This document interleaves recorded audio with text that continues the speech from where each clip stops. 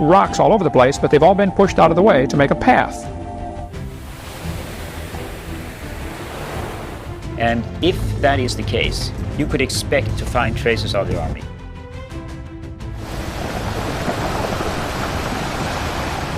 That, yeah, this is being composed, this is reflecting the historical reality of the time period. It's coming out of different angles, and it just doesn't look natural chariot remains. Yeah.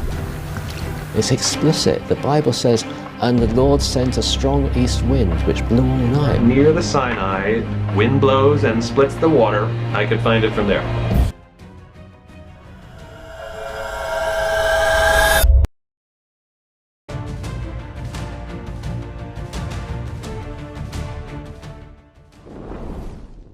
कहते हैं कि नज़र का मुआजिज़ा आंखों का धोखा भी हो सकता है, लेकिन अकल का मुआजिज़ा इंसान को धोखा नहीं दे सकता।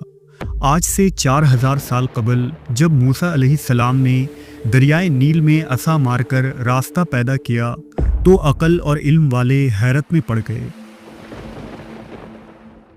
लेकिन ये मुआजिज़ा ख़ास नज़र वालों के लिए था, जो आँखों से खा अंधे हों लेकिन दिल से देखने और समझने की बसीरत रखते हैं।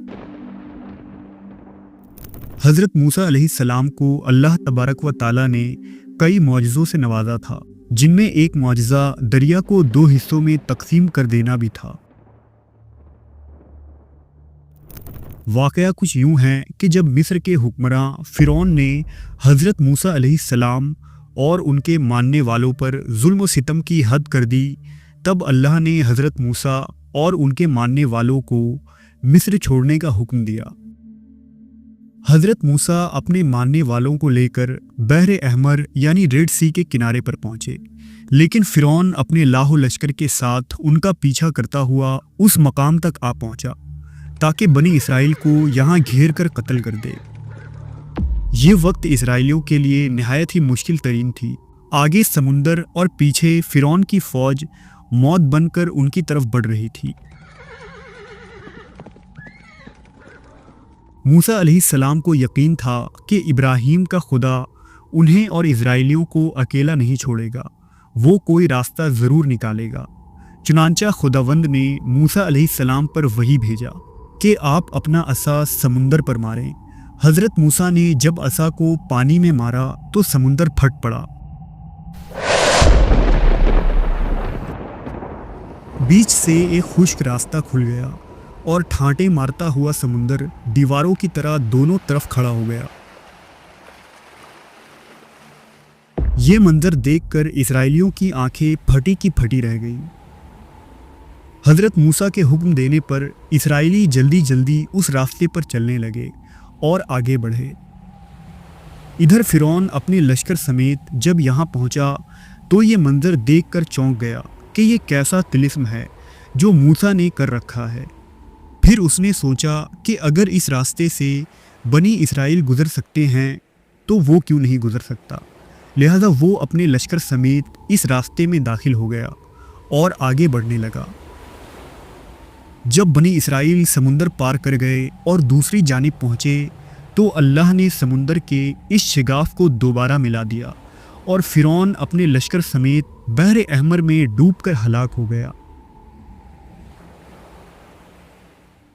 और यूं हज़रत मूसा के इस मौजज़े की बदौलत उनकी कौम ने फ़िरौन के जुल्म से निजात पाई। ये वाक़या आसमानी किताबों के अलावा मिस्र की तारीख़ी किताबों में भी मिलती है। इसके बावजूद जदीद साइंस और तहकीकदानों ने इसे महज अफसाना और मनगढ़ंत कहानी करार दिया था।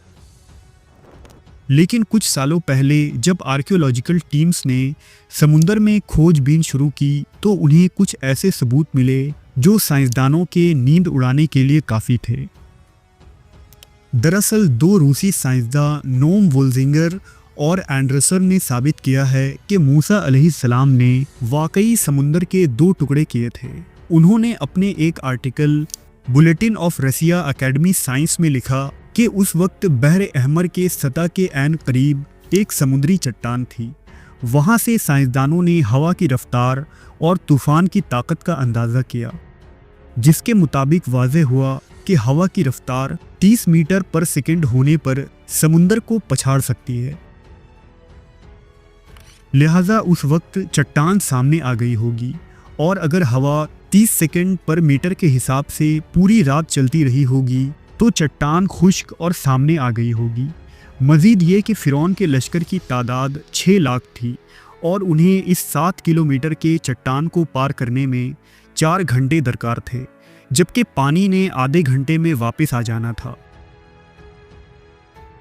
इस मुआजिज़े को न्यूटन के कवानीन की रोशनी में भी जांचा गया तो साइंसदां इस नतीजे पर पहुँचे कि खुदा फ़िज़िक्स के कवानीन के ज़रिया ज़मीन पर हुकूमत करता है।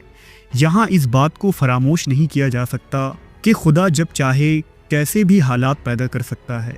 यहाँ सब वाक़यात यानी हवा की रफ्तार, वक्त और जगह, ये सब मूसा अलैहिस्सलाम के वहाँ पहुँचने पर ही रूनुमा हुई, जो खुदा के मुआजिज़े की वाज़ेह मिसाल और दलील है। दरिया के 2 हिस्से हो जाने के वाक़े की सच्चाई मज़ीद मजबूत तब हुई जब ईयर 2012 में स्वीडन के एक scientist doctor renowned Müller research की एक टीम को लेकर बहर अहमर के सफ़र पर रवाना हुए।